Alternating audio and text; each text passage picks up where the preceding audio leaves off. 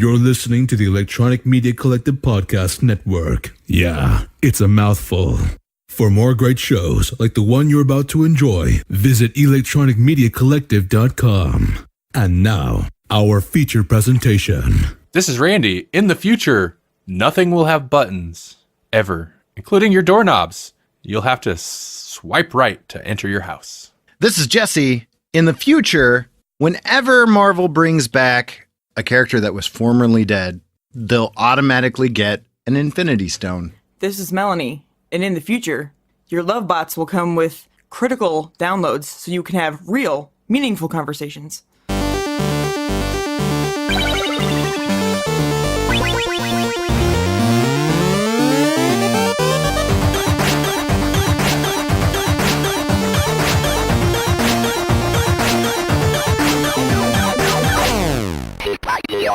Your love bots? Yeah. Nice. Oh man, I hate the bloatware on those things.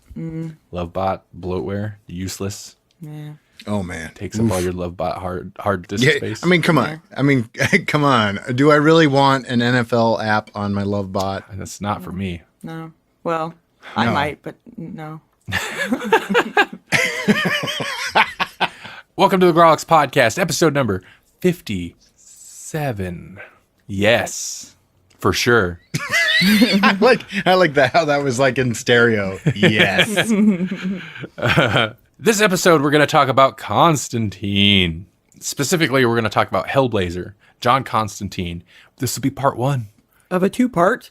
Oh, Sort of. This poll list pick is just so jammed full of goodness that we're going to bust it into 2 episodes. Mm-hmm. So this has nothing to do with the fact that we want Halloween to carry over into Christmas territory. No. nothing at all. No. We're not horror junkies. It's fine. Yeah. We can stop No. reading horror I mean, anytime we wanted. We love Christmas. Sorry. So Just the tone. We love Christmas. we do. It's so not impinging on our favorite holiday. You're right. That means Constantine because, okay, so we're going to break up Constantine into 2 episodes because we are reading Hellblazer, John Constantine, Original Sins. And it's the first, I don't know, maybe 9 issues of the original Hellblazer run. But that 9 issues is like 200, almost 300 pages. Mm-hmm. And it's wordy. Well, and there's like 2 issues of yeah, Swamp you're Thing right. there, I forgot too. about Swampy. And we really don't want to miss that. No. So. Yeah. So we had time to read half of it this month. But yeah, we didn't get to any of the Swampy stuff. And we can't not do the swampy stuff. Exactly. So. No. So yeah. So you're right. That will be the Christmas episode, and this is the Thanksgiving episode. Mm-hmm. Interesting. My future predictions all come true. How about in-house news? We got anything beforehand? Well, I mean, basically just a plug for the things that we're doing on the side. I've been doing some videos for the Grawlix Podcast YouTube channel that have been they've been just dumb fun, really. But they've been dollar bin dives where I've been picking an issue at random and reviewing it, basically. And in some cases, spoiling a decades-old comic. They've been a lot of fun to do, and so check them out, I guess. Would be the main in-house news that I can think of. But otherwise, we kind of covered all of our in-house news earlier in the month. Mm-hmm. Yeah, I like the dollar bin dives, the Igniferous tales from the dollar bin. I enjoy those a lot, and I'm gonna try to keep up on reposting those to the website and stuff too. But obviously they're on our YouTube channel, so you should check out Grawlix Podcast on YouTube and subscribe there to get them, because not everything gets pushed over to the website, but I'm trying to keep up on moving those over to the website too. The daily comics videos for the like the SCS challenge and stuff. That definitely wasn't. I shouldn't have time to get those all translated over or transferred over. Translated. In fact, I'm still moving those videos over to VidMe.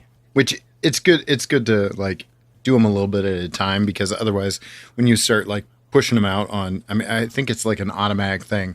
As soon as you put one up on VidMe, it shows up on our Twitter feed, and it's like, boom, boom, boom, boom, boom, like 5 Yeah, videos. I know. I dropped like 10 the other day. It's like, oh, I'm way behind. And I kept looking over at the Twitter feed, but it didn't pop up when I was watching. So I was like, because I was going to delete a bunch of those if that happened. I'm assuming it did. Hey, it happens. Yeah. Yeah, you know, that's the thing we do. And no new Scribblenauts videos. No, I haven't done Scribblenauts for a while. Well, you ended. I ended you ended Scribblenauts. that, right? Yeah, and Yeah. I've finished just the game, and yeah. Aw. been doing other things, so I haven't been able to replace it with something, but that's okay. Yeah, because Randy's like professional now. I'm too professional for you guys. Podedit.com. Podedit.com. You need an editor? You need some podcast mastering? We all need an editor once in a while. Yeah. Mm-hmm. Yes, we do. Yep. And on this show, that's more than once in a while. But, you know. I'll say this, though. I much prefer editing other people than editing myself. Yeah. That's because you're critical. Oh, sure. Because I over-edit myself. Stranger Things 2. That's a thing that happened. All the DC shows are back. The Flash has been fun so far, what I've seen of it. I've seen Really? none of it. None of Yeah. it yet. Man. Oh, man. Yeah. I need to watch them. Yeah, they've all been pretty good. I kind of enjoy where you had kind of talked about this when we talked about the season finales of everything. Mm-hmm. I kind of enjoy how Legends is going because what happens is they break time, and now Rip Hunter has created his own like time agency, and the Legends are basically the ones that we screw it up, but we screw it up for the better. Oh, okay. Kind of Interesting. thing. Like they've gone from being the people who like are going up against the big bad, and they are like they're kind of just hitting aberrations as they can. But there's also like a big bad coming because There has you to. have to have a big bad. I hate to say it, but It's been fun. I kind of absolutely 100% forgot about Legends. I forgot it existed. Yeah. Well, it's kind of the forgettable one, but it's probably more fun than Arrow. Yeah, I was going to say, Yeah. the last couple seasons easy, I've been enjoying it way more than Arrow. Flash and Legends were the two that I kind of looked forward to. I haven't even watched Arrow. Right. Well, and Arrow has course corrected. It's gotten better again, but it's Did someone make no it great Legends. again? no. I'm sorry, I had to. That'll No come up one later did in that. this episode, too. Oh yeah, for real. Look forward to that. Ooh, super political. Super political stuff coming up. So so first of all, like normally we go into what is the poll list, but we're not gonna ask like what's new, but what is the poll list? So the poll list is every month we discuss a comic book or graphic novel or series of comic books chosen by listeners and visitors to our website. You see, if you go to grawlixpodcast.com, there's a poll. You can find it. Click the poll list tab on the front, on the homepage, and you can vote on a book. Preferably vote on something that's already on the list, but if you have a burning desire for us to talk about something that's not on the list, feel free to add it. And as soon as it gets enough votes to win some certain month, we'll talk about it.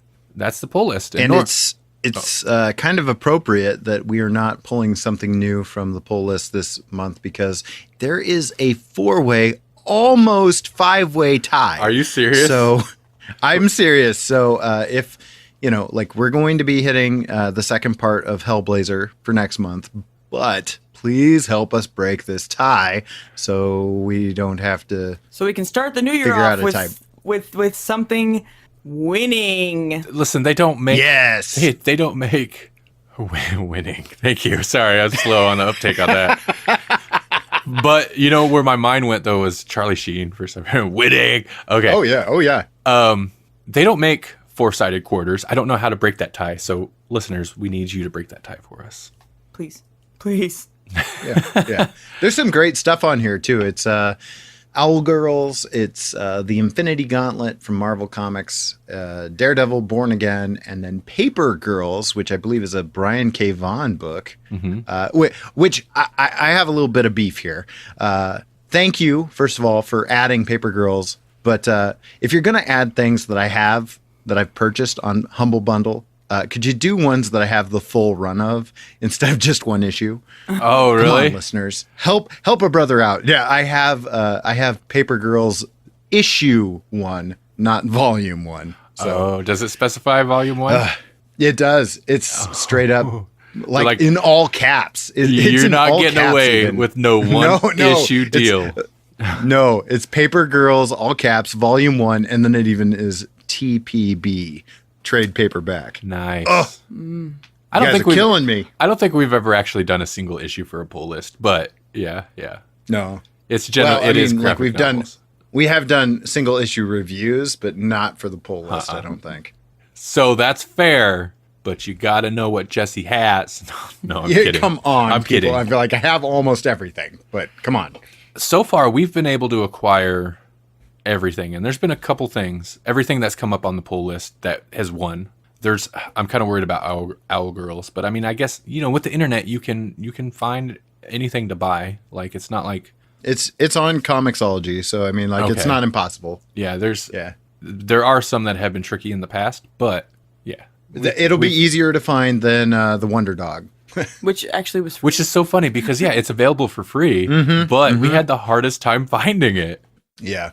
Well, let's get into it then. Yeah, let's do this thing. So Hellblazer was what had won last month. So, and it just said Hellblazer. So we went back to the beginning of Hellblazer and we read part of, like I said earlier, Hellblazer, John Constantine, Original Sins, it's volume 1. And what we read equates to the first 3 issues of Hellblazer. Hellblazer 1 through 3. The original 1988, 87, 88 run. John Constantine, Hellblazer, Original Sins. The writers are Jamie Delano and Rick Veitch. It's Veitch, so it's a tricky pronunciation. Bitch. Lots of artists on this, and so I don't know who exactly is the artist for the parts that we read, but it's John Ridgway, Alfredo Alcala, Rich Veitch again, Tom Mandrake, Brett Ewings, Jim McCarthy, and that's what we got for that. We also have colorists and letterers, and Jim Lee did the cover art for the edition that I am looking at right here. It's a pretty rad cover. He's got a pint and a smoke and a Band-Aid on his face and some kind of crazy winged demon just behind him on the bar, behind his bar stool. It's fun. Going into this, I've read, obviously the original Constantine appearances in Swamp Thing, which is what, he spun out of that into this. And I've read some modern Constantine, and then of course he pops up a lot in other stuff. I've also seen the movie and a little bit of the TV show. Right. So based on his comic book appearances, I know he's kind of a shifty guy, right? He's not totally on the up and up. He's kind of a scoundrel, but he does the right thing in the end most of the time. Sort of. Reading this, I was like, holy crap, they really do kind of make him a bad dude. Mm-hmm. Yeah. I didn't realize quite how kind of crappy he was. Yeah, but he does. He feels bad about messed up stuff for the good of other people, though. Yeah, the good of the whole. He sacrifices the few to save the many. Yeah. Put it that way. That's what. The first storyline. That's well. Okay. What about you guys going into this? What your experiences, or what did you expect, or what? It was kind of it was pretty much how I expected it to be. Yeah. Yeah, but I don't know. Go ahead. I've read some Constantine before too, so I don't know. Okay. I might have more of an idea of him than you do, so I don't know. And my experience has been kind of it's spotty, but I watched the entire what was it, NBC series?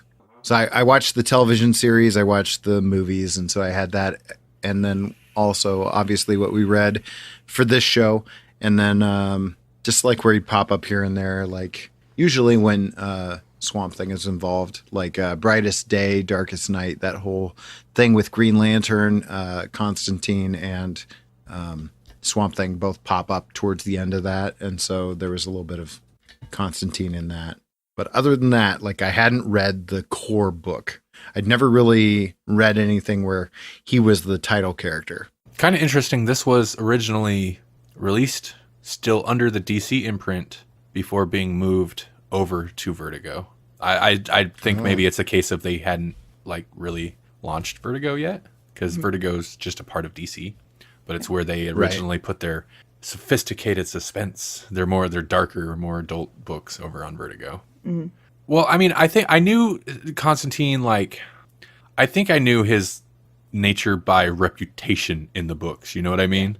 So when you actually get you get the firsthand story of him kind of doing crappy things or how these things come about, I don't know, it just had more impact. Mm. Or when you've got like big voodoo crime bosses like telling him, "Oh man, you're cold." Like, yeah, like, oh yeah, okay. Yeah, no one's ever really like super thrilled to see John Constantine. No, nobody. So this first story is pretty much like the basic rundown is he's got a hunger. He's coming home from what? It's titled Hunger. Hunger, yeah. And he's pretty much coming home from somewhere. He's exhausted. He comes home, his house is full of bugs.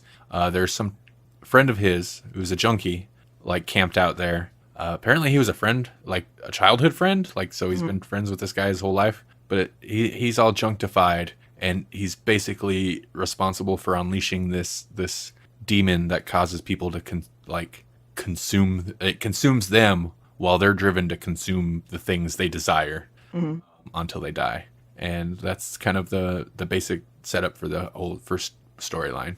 We kind of get hints that he knows this guy. Like, I feel like they're hinting at some kind of an event because they kind of allude to other characters in Constantine's backstory that we don't know anything about at this point, I don't think. But this junkie guy is one of them. Uh-huh. Lester, I don't know if it rang any bells for you all, but totally for me. It's familiar to me. Have we come across him in other stuff, or has he mentioned?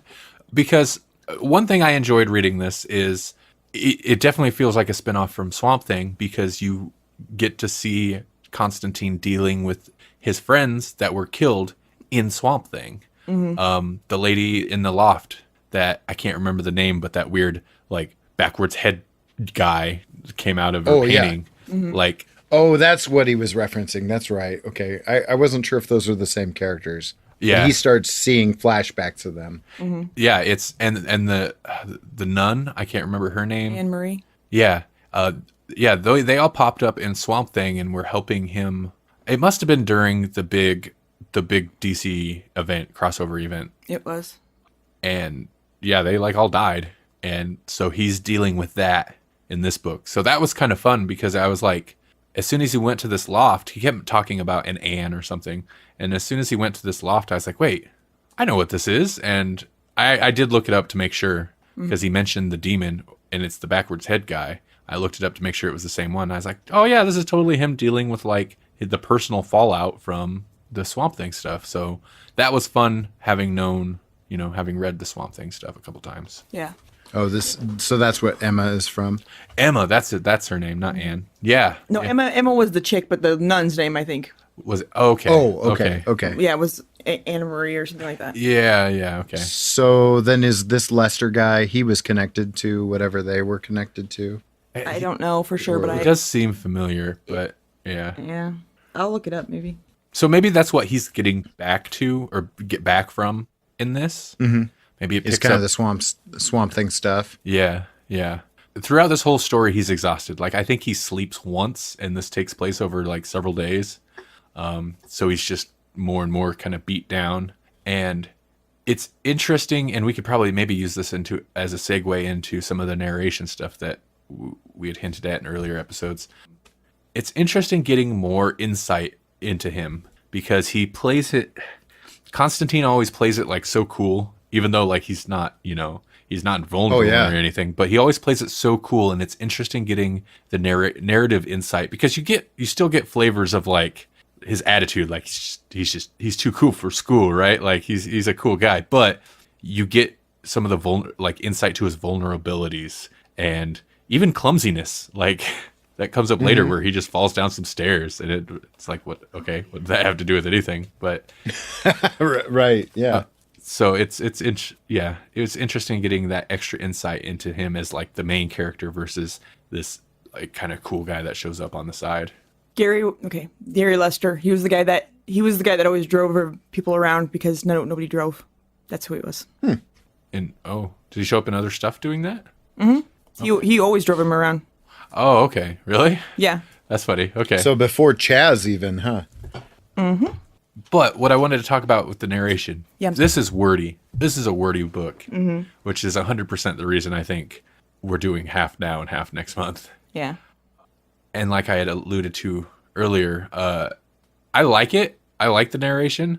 It gives you a lot of insight. It gives you a lot of insight, but it's a lot of tone. And it's very like, there's some, as Jesse said, there's some $5 words in there, right?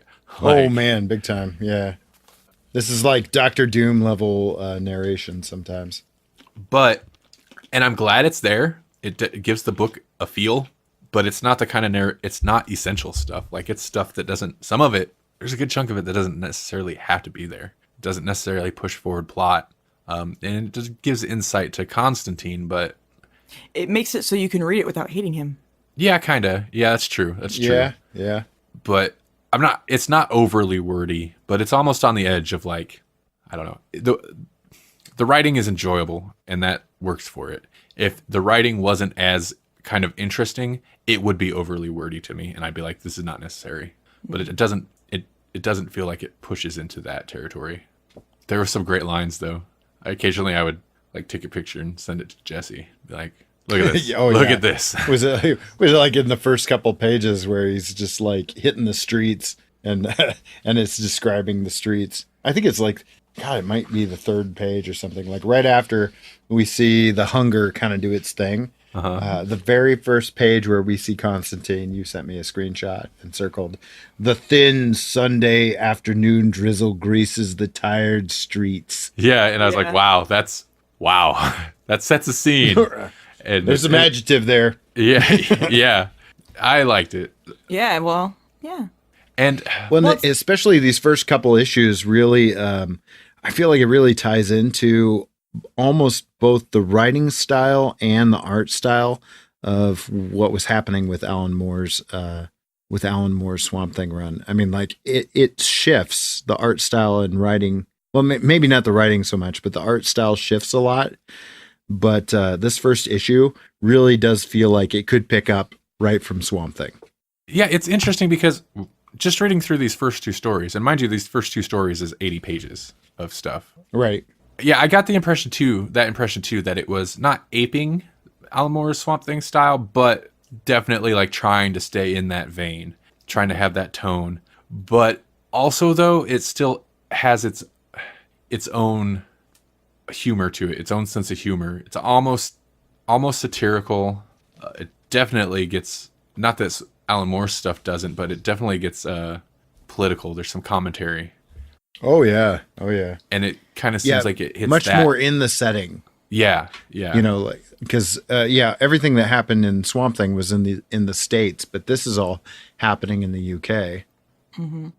I kind of felt like a lot of the descriptive stuff, and maybe even some of Constantine's just thoughts or whatever, was to try to fight against maybe what the way that it was drawn and stuff, because it seems like they wanted it to be bright or at least modern, but then a lot of that feels like noir to me and detective-y, and it seems like they wanted that in there, but they didn't want to make it look that way. So that's what I kind of felt like it was. It's not like dark. The art and stuff, the subject matter's dark. Yeah. And the art gets crazy, but it's not like Batman. Yeah, it's not overly dark setting or anything like that. Mm-hmm. No, a lot of it's really super bright. Yeah, so that's kind of interesting. Mm-hmm. Well, yeah, even the hunger, when it's depicted like it's really, really spreading, it's like bright yellow and green. Like how it's depicted as erupting from that church after it like takes out the priest, or maybe that's just John's dream, but it's like, I don't know, like almost lime green. Mm-hmm. That was a weird segment too, because was it his dream? Because it shifts, the narration shifts, and it does this maybe a couple times, but the narration shifts away from John, and it's like, I'm not sure if it was going with like omnipresent like narration, or if it was like narration from the point of view of this cursed creature, this demon. You might be right. It referenced some things that had already happened, like the priest being crushed under the cross, and they had done the whole bit where I think they were talking about it on the radio, where the guy's just basically eating his own comics. And it's funny because it's got like he's grabbing for an issue of the Watchmen. You can see like just a piece of the smiley face. Yeah, I thought that was interesting. The priest was gonna look like he's about to eat the cross. Mm-hmm. He's hungry. And the way that's interesting. I wonder, anyway. I know Swamp Thing ran into issues with, like, even after they bucked the comic code, I know Swamp Thing ran into issues with religious imagery at one point. Mm-hmm. Like, there's a famous Swamp Thing issue that was never released about Swamp Thing going back in time and being at the crucifixion or something. Oh, wow. So I thought it was interesting that the end of that issue almost like alludes to the priest trying to eat this big carved statue of a crucified Jesus, but like made a point to cut the issue before he tries to actually gnaw on it. And I was wondering if that's like I don't know if that's something they would have got in trouble. So they're like, well, we'll just allude to him eating the statue or eating the crucifix. But I don't know. It's weird. I kept wondering, like, how did Alan Moore respond to this? I mean, which is kind of a tangent, but like, I mean, there's this storied history between DC Comics and Alan Moore and what they do with his creations. Yeah, because I mean, he created Constantine, and this is, like we said, clearly kind of in his style a little bit. It's definitely not his voice, but it's working in the world he set up with Swamp Thing. But, I mean, I think this was going on at the same time, right? Because there's a couple issues with Swamp Thing. Do those tie in, or is this after? Those are post Alan Moore, though, because I did look that up. Oh, wow, you're right. It's like, I could be wrong, Steve Bissette stuff or something. Mm-hmm. Oh, yeah, you're right. Yeah, I don't know when Moore's big, huge... I don't know if there was ever one big falling out, but I don't know when the big falling out happened with DC. But, well, what did you guys think of this story? Did you like it? I thought it was good. I like it points out in there it was born from the desire or the hunger or whatever of some starving African children. Yeah, starving African kids, and then when it gets to America, and it's like, this is a whole new feast for me, of all these different desires and addictions and whatnot. Like comic books. I don't know why they ended up eating everything, but Yeah, it's exactly, because with the African tribes and stuff that were starving for food, it was feeding on very much that basic like desire for food. Mm-hmm. But then he got over here, and it was like, I say I guess it got over here, and it's like these people like desire exquisitely strange things, like there's one guy that was like a bodybuilder or something, and then the comic book collector guy who had rare comics, that was obviously what his desire was, and one guy was eating gemstones, like it's whatever they... And the bodybuilder even like eats his own fist or arm or whatever, like he's just lifting weights, eat my own hand. Yeah. Oh yeah, and the priest like goes after the cross, the cross, so it's what they most want. Drives them, towards ravenously trying to consume that. Yeah. I did like the opening with the guy trying to eat all this food in the restaurant, and he like tries to take a chomp out of that lady's leg, and as he's eating, he's just dropping weight. So just wasting away. That part reminded me of Thinner. Yeah. Yep. Oh yeah. So again, it's a kind of a social commentary or something. Yeah, there's definitely that commentary on the decadence of the West. Yeah. I don't know, I hesitate to mention it. I get, because I asked you about this earlier, Melanie, and you didn't seem to mind, but maybe it's the internet making me overly cautious. I get nervous about voodoo stuff used in horror anymore, and you don't see it a whole lot, but some of the imagery commonly used seems racist. Yeah. Well, Not necessarily. It's only racist if you assume that everyone that practices voodoo is of a certain race, because that's not necessarily the case. But everyone we see practice voodoo in this is of a certain race. No, they're not at all. He's got manservants that are white. Are you sure? I think all the manservants were black. Are you sure? But they were zombies. That made me real nervous.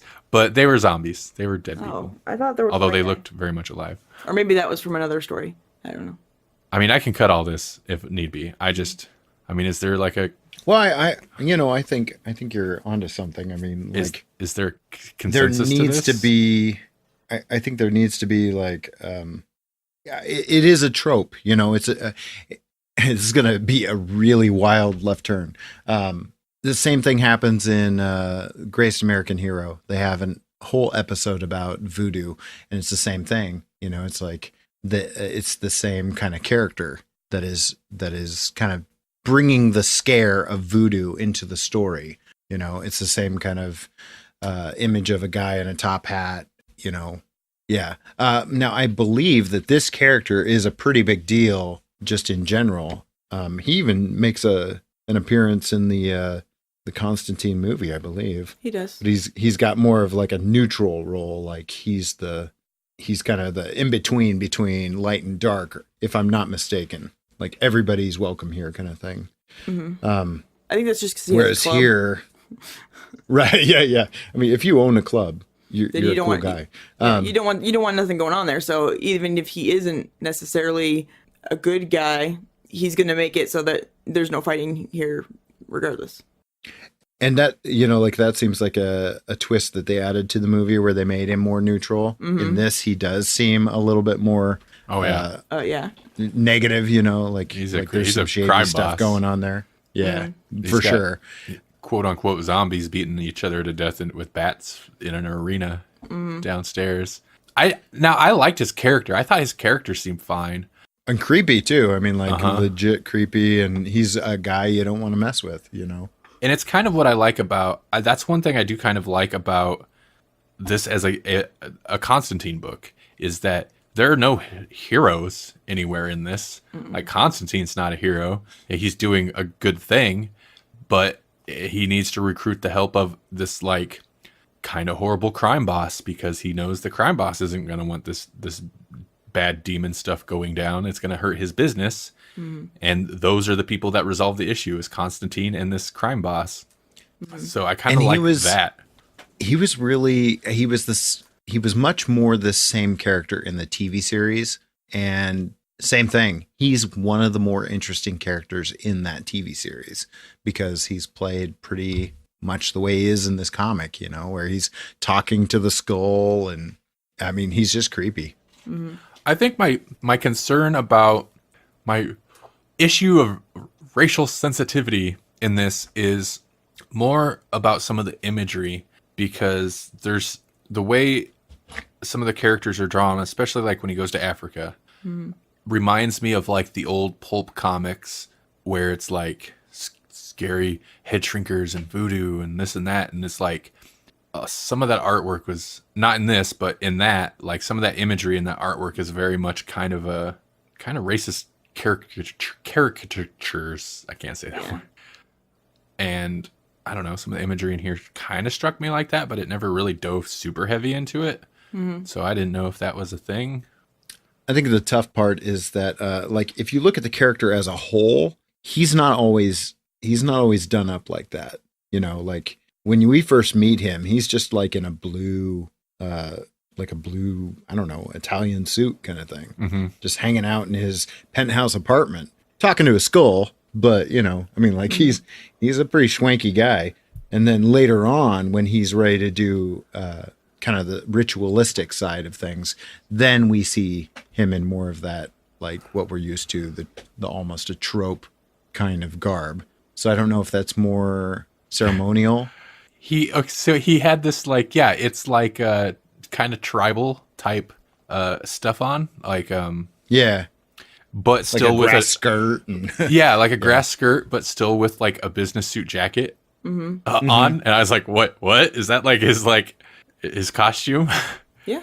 I don't know. Maybe I shouldn't even mention it, but it just made me think of like I said, the early and in early movies too. But what comes to mind is like early horror comics artwork of like, you know, voodoo and headhunters from the deep dark regions of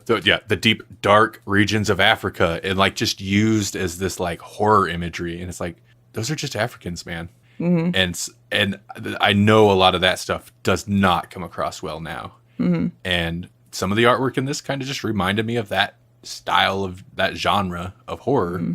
And I think the difference between that and this is that this character totally owns it.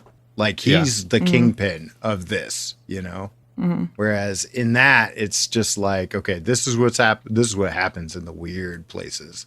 You know? Like I think that's where it gets racist, where it's like demeaning. But this guy, he owns it. He is like the king of it. He's in a better place than Constantine, that's for sure. No, yeah, he's like a cool character. Like, I mean, he's a bad dude. He doesn't do good things. It's not like, hey, he's cool, I want to be him. But he's a cool character. He's super well put together. Mm-hmm. And like, he's like better off than anyone else in this story. So he's not a victim at all. No. That poor guy. The friend? Yeah. Yeah. I don't know. From the backstory a little bit, he got his addiction trying to cope with things that he had seen and done with John Constantine. Oh, I think I missed that. I didn't even catch on to that. Well, that's where the backstory kind of ties in, because I think that's where Emma and all this, I think they all witnessed the same thing together. Mm-hmm. Yeah. So, okay. Yeah, but Lester. Okay. Yeah. Gotcha. So it's basically just another one of the victims of Constantine. Yeah. And it makes it so much more tragic the way that Constantine finally deals with it. You know, I mean, like, ooh, it's bad. It's bad too. And I mean, Constantine. So spoilers. He has a conscience.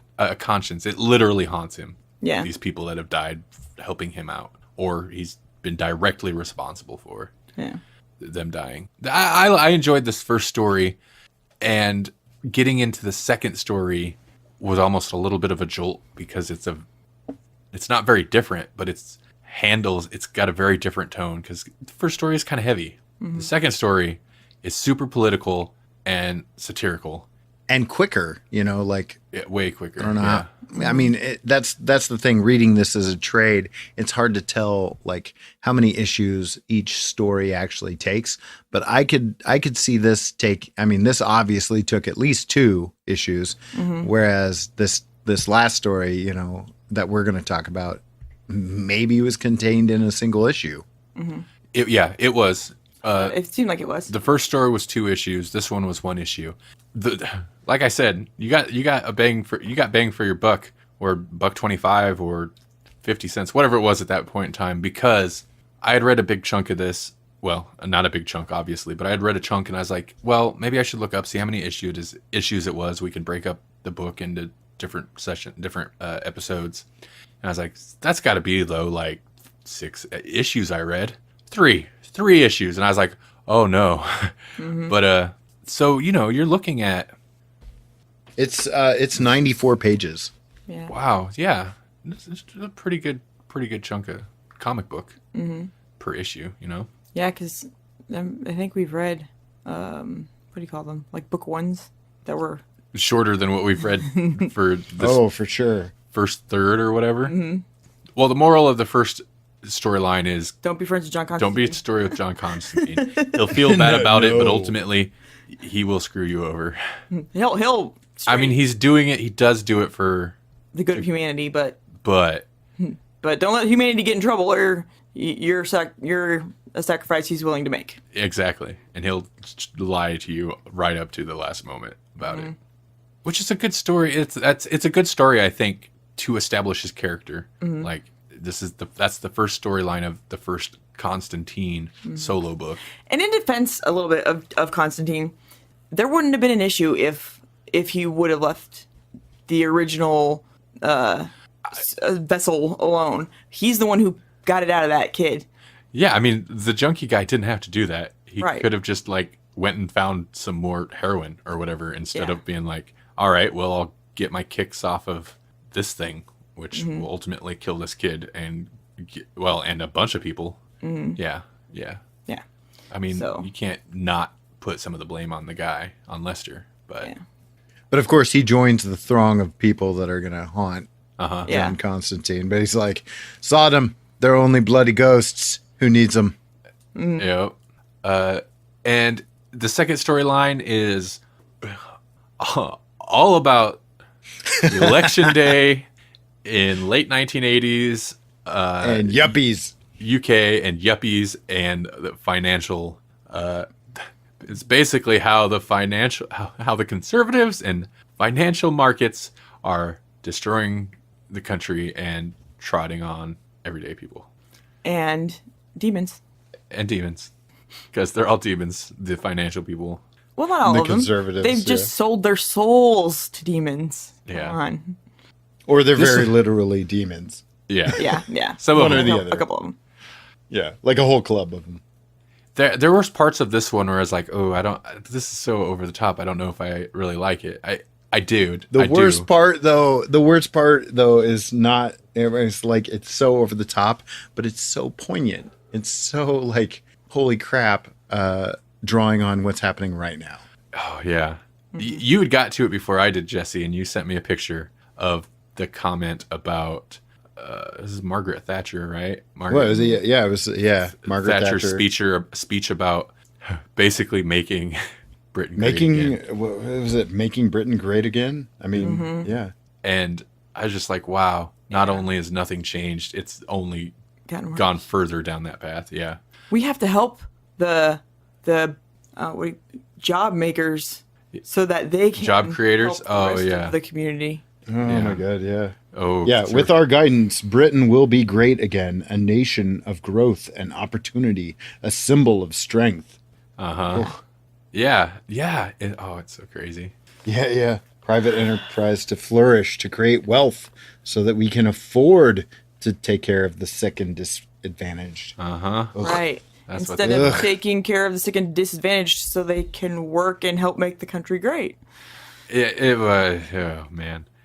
Yeah, I was surprised. I didn't expect, and I should have, even modern Constantine that I've read, it hasn't gotten super far into it, but I think the first issue of, if it's still going, the current like kind of rebirth period, Constantine starts with him leaving America, and this is before the election, mind you, him leaving America because it was something along the lines of because a small-handed failed steak salesman kept circling the White House, and that's why he went back to England. And I was like, awesome. Oh snap!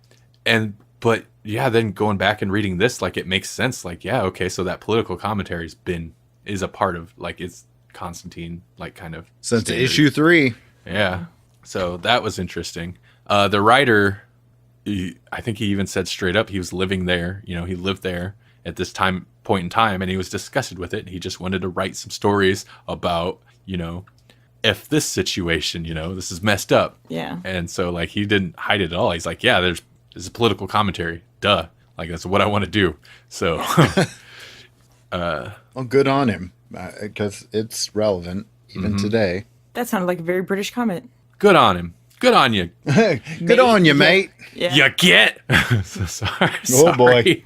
Gets. That's us. That's us. We don't know owning gets. that. We don't know gets. We don't know gets about Brits.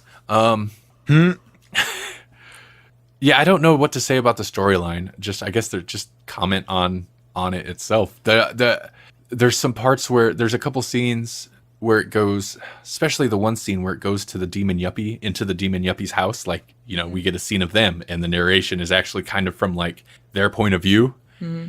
It's so over the top. It's talking about about how the sun's shining through the fetus, the aborted fetal skin curtains. It's so crazy. Yeah, it is. And when he goes to that club, and the lamp has a tattoo, and I kind of like that, where that's his first indication, like, something's wrong.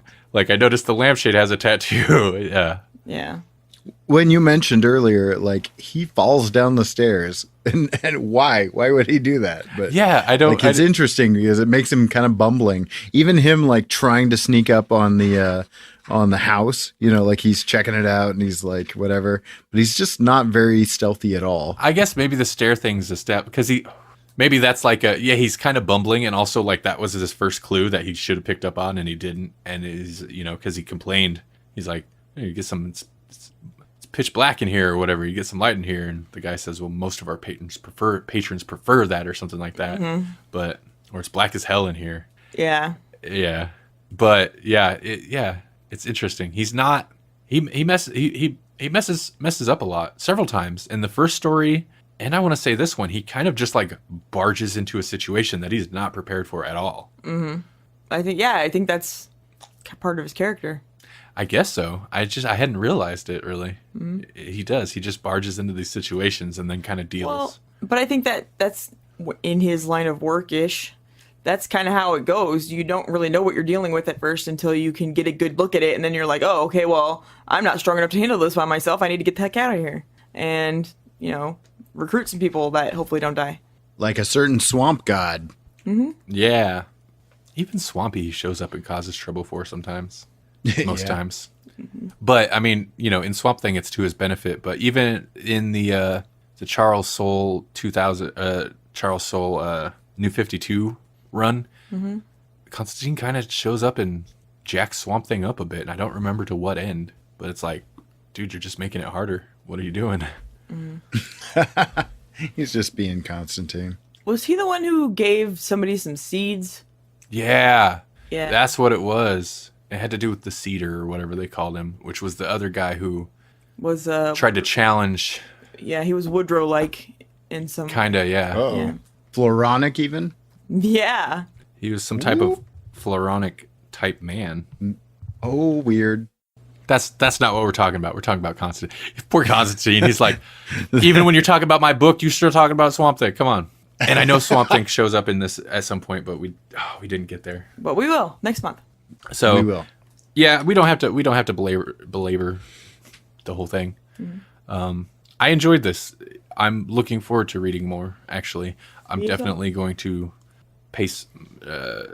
get through it quicker, or I was to say set aside more time to read it this time.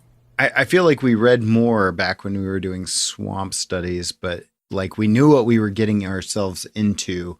Whereas with this one, we jumped in and we were like, yeah, we'll do the full volume, and then realized that the full volume is 300 pages.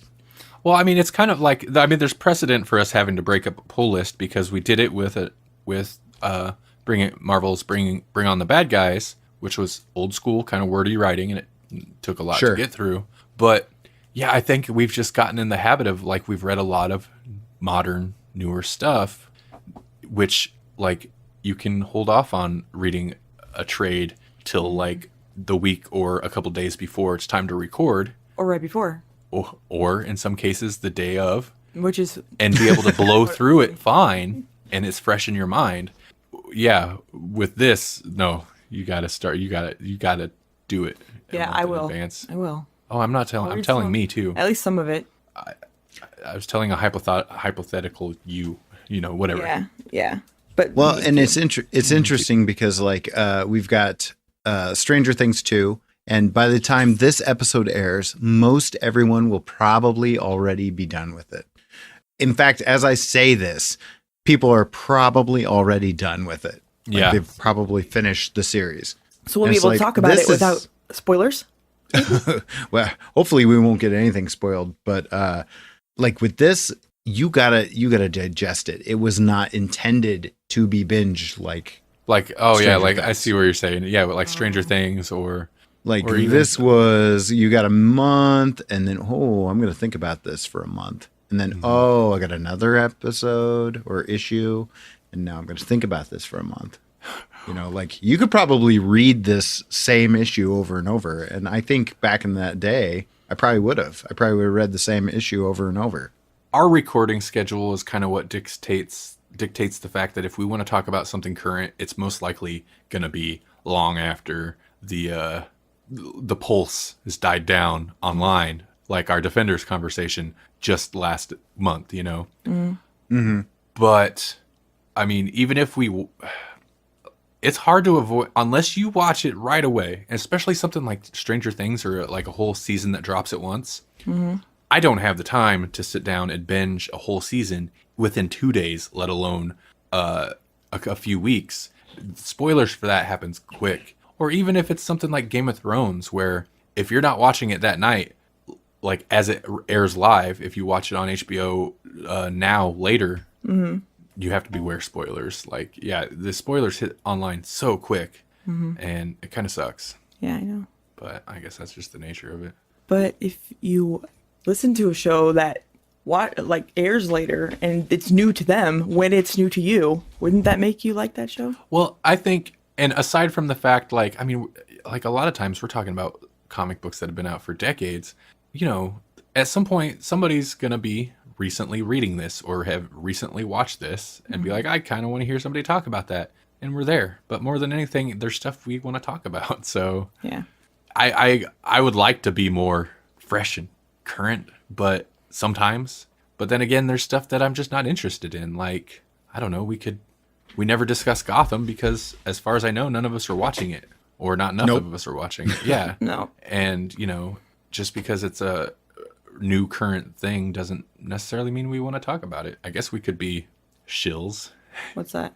Or shill's not right. That's when you're like trying to sell something. Oh. But I know not this lingo. Hipping with the kids. Well, you can tell sometimes I don't have any podcasts or any shows or YouTube videos in mind. Oh, there's a lot of, more so with YouTube videos. You could tell there's channels on YouTube that cover a bunch of stuff and they discuss a bunch of stuff. You could tell the people discussing it don't really care. They're not really that interested in whatever show it is, but they know other people. It's hot. It's going to get views. They have to talk about it. And it's like. But sometimes it's crap, but it made a lot of money. And you still have to talk about rich crap because why? Well, it's because it depends though. I mean, is it crap people are going to look up and want to listen to podcasts and watch YouTube videos? And probably not because it's crap. Well, then they're not going to talk about that crap. But it did good at the box office. If it did good at the box office, though, there's a chance that people they went to see it. They're going to want to watch a video about it later or something. So that everybody can hear them say it's crap. I don't understand this conversation, Melanie. Okay, I'm done. We need to know where all the Easter eggs are. Well, and that's kind of the Easter egg things. That's kind of you're not wrong though, Melanie, but that's kind of the thing. It's like there are people that do want to watch that crap if it did well. And it's like especially if it's crap, just because it was super popular or super successful I don't necessarily want to talk about it. The only time I can think of offhand that we did that was Suicide Squad, but that was something because of the DC stuff that we were all going to watch. Well, maybe you weren't, but we were going to watch anyway. So it was worth a conversation. And even that we didn't have till months after when the DVD came out. So yeah, the extended. Yeah. Because there was something because we needed more dancing witch character. Yeah. But that's an interesting conversation to me anyway. Even if it's something that's crap, we could talk about, was it crap? What do we think of the reaction to this crap? Why was this crap successful? So that's a conversation worth having, I think. Okay, let's move on to some letters page unless we have more to say. Obviously we're going to talk about more Constantine next month, so. No, I think we're good. So yeah, we'll continue this conversation. No, this is such a weird thing. Not next episode, but the episode after that, when we read more. But I've been on board. This has been a very weird everywhere conversation, but I've been on board with what we've read so far. Yeah, me too. I think that's what Constantine does. Takes us right? all over the place. Yeah. Mm-hmm. Okay. This is Randy from in the future, and I have a very important message for you. The Grawlix podcast is missing something, and that something is you. Join our letters page segment. If you have thoughts on what we're reading, what we just read, what we're about to read, what you're reading, or you just want to say hi, send us an email to letters@grawlixpodcast.com, and we'll read and discuss your letter on the show. What the devil? What are you doing here? Hey folks, this is Randy from further in the future.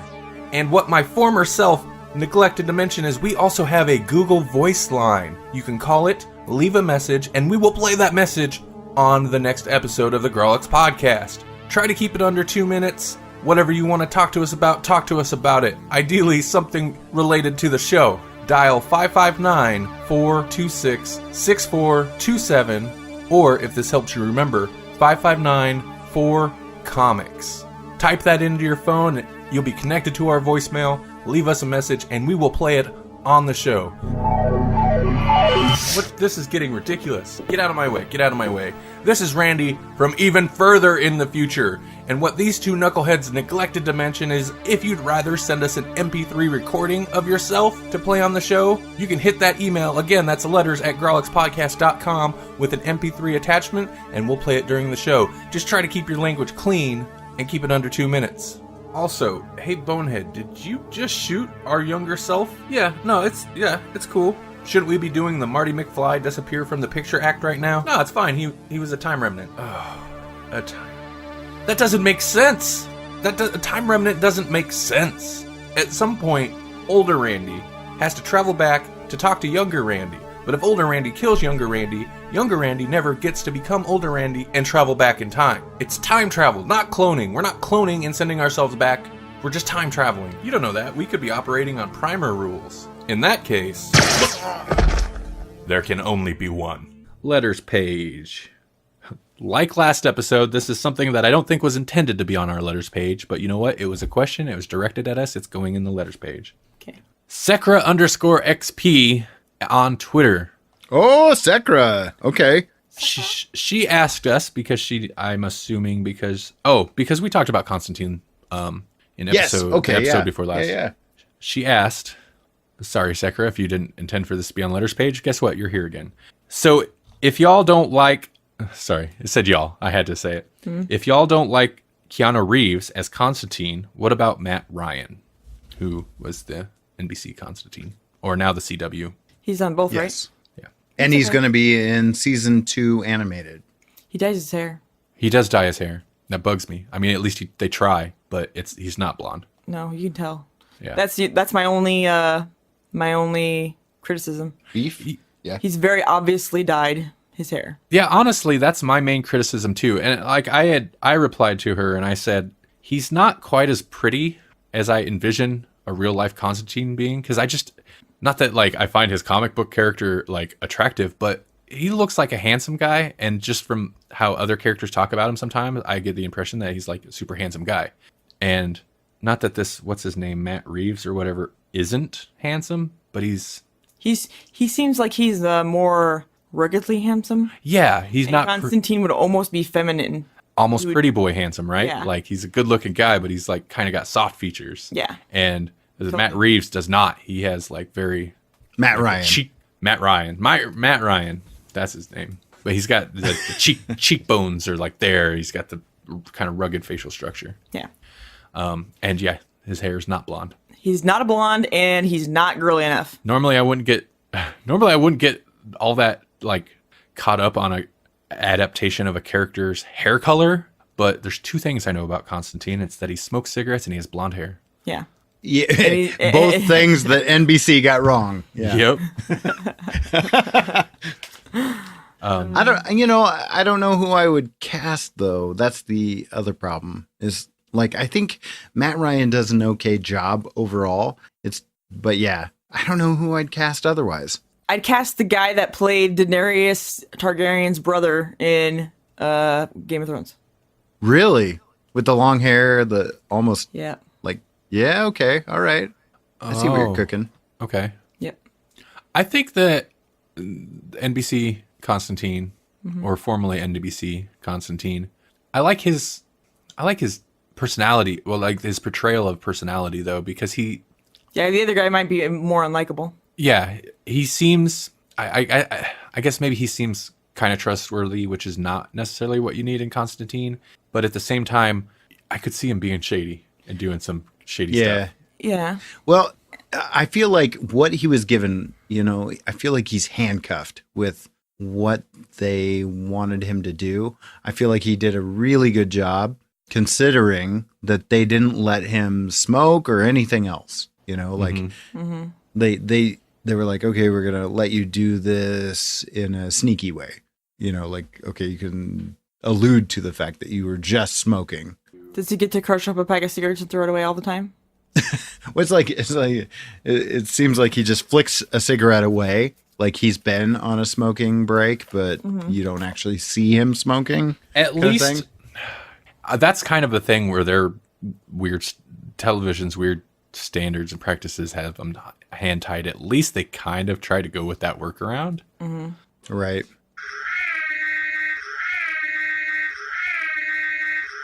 Are you haunted by shadow people in the middle of the night? Do you secretly love all things creepy and spooky, enjoying ghost stories and horror fiction from the best storytellers? Do you have a true ghost experience you want to share, but no one will believe you? If yes, listen to the professionals on What Are You Afraid Of? Horror Paranormal Show Friday nights at 9 p.m. on Para X Radio and at www.whatareyouafraidofpodcast.com. What are you afraid of on Para X? Our creepy and demented hosts are on call to provide you with all your spooky needs with true ghost stories, interviews, indie music, and new horror fiction. We are ready to scare you. Para X. This is Jesse. Just tell me how Mammon is crossing over and you can go back to your Grawlix. This has been Melanie. And, well, this has been real educational, but I don't believe in the Grawlix. This has been Randy. This is Constantine. John Constantine, Grawlix.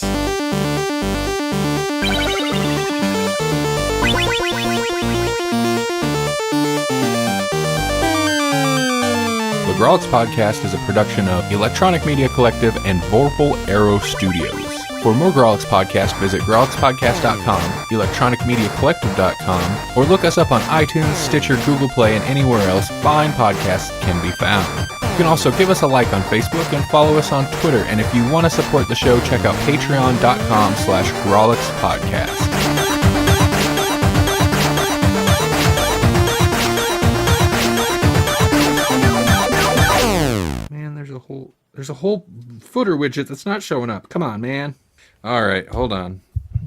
I have to consult Mother Brain.